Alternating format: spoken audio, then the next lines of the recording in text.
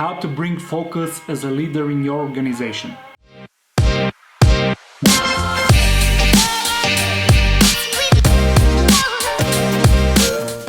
First, we have to think about what is focus.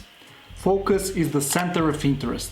This is the part of the picture that is not blurry. And as a leader, if you can imagine yourself being as the kid with the magnifying glass, this is where the focus goes. So what our brain is doing is just helping us with all the stimulus, the different types of stimulus that we have around us, maybe hundreds or thousands, and in the matter of not becoming crazy, our brain is just helping us to focus on few at a time. Maybe you noticed that when you buy a new car, all of a sudden all around you the same car is appearing like from out of nowhere. This is because now your focus is changed. You have thought about this car while buying it, and now you're seeing it everywhere. The interesting part is, how can I bring it and how can I instill it in the team, in the organization? When you are the leader, there are three essential things you can do. And they are with a lot of sub things that you can do, but we should start from there. The first one is the personal example. In many cases, this is the most important part. And the step that you might want to take first is communicating your focused goal or focused task clearly. This needs few prerequisites, of course, and you already have to be in a good relationship with your team. You have to communicate on a regular basis, and you should be able to establish an open communication. A type of communication in which people can ask questions and you can discuss the things, and not just being a monologue and saying you have to do that and figure it out, or even worse, micromanaging them and just telling them what to do. So when you communicate the idea clearly, you need everybody to be out of questions in the end of the conversation. So every clever question should be asked, and then in discussion you will figure out where is the focus point together. The second thing that comes out from the personal example is the follow-ups and the support. So when you do regular follow-ups, you're showing that this is important for you too. And when you are the leader and when you're showing that you have interest in this topic, the people in your team are quite more motivated to devote their time into the task, to find their own focus, how to contribute and help to this task. And of course, you can give feedbacks and updates on your side, because you're all on the same team but on different levels. So the tasks that you do may differ in a way. So maybe your tasks are more strategical and the tasks of the team are more operational. But in the end, when you show that you also want to update the team with your progress, with your achievements on the topic, you're even focusing more, and you're even bringing the big red sign on the task that helps your team to focus more.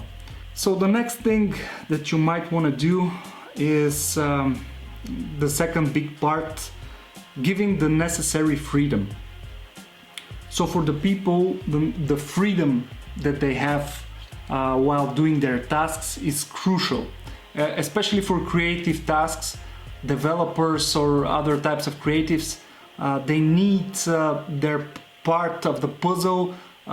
You can give them frame, but you should let them be creative inside this frame. So when you have this type of delegating work, setting goals, then you will receive accountability in return. They will get accountable, they will feel responsible for the task, and they will give you their best work.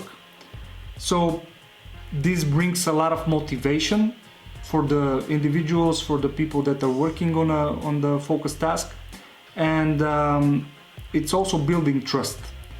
because I cannot remember how many times exactly, but every time I gave an opportunity to a qualified person to do their best work, gave them the freedom, I was always pleasantly surprised in the end.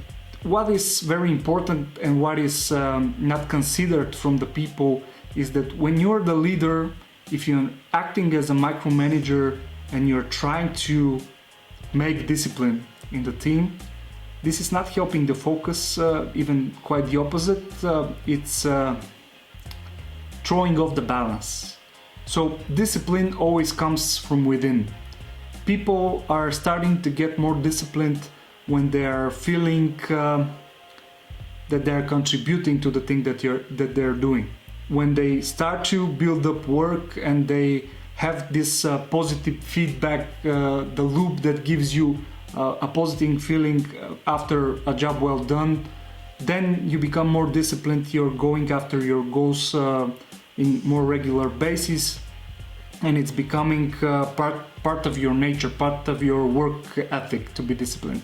And number 3, which is kind of big, is praising your team members in a way that will focus on the efforts that help the progress, in a way that you are not giving unnecessary pounding and powder on the positive feedback.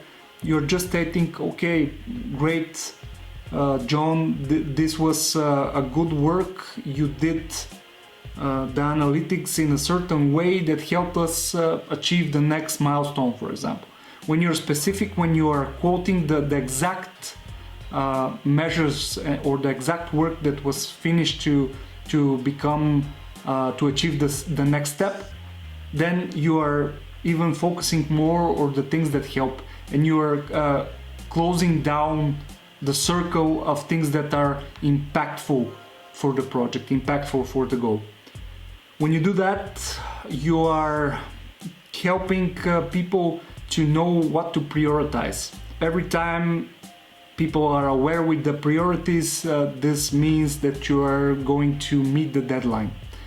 If not, if there are too many things that seem important but there are no priorities, it's almost certain that one of the things that they're working on will suffer and would not be able to achieve the final goal or the final deadline. Okay guys, so I want to sum up what I just told you.